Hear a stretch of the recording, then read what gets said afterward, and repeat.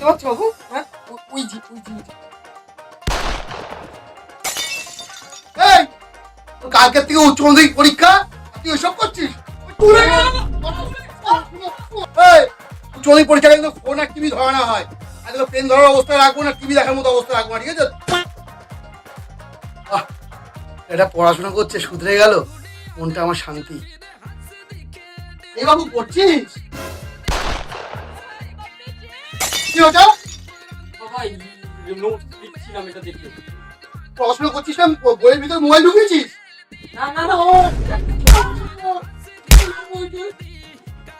বাবা কোথায়?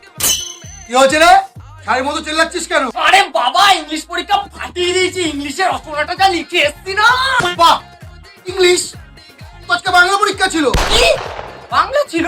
আমি তো ইংলিশ লিখে এলাম। জানোয়ার ছেলে, আমার বংশ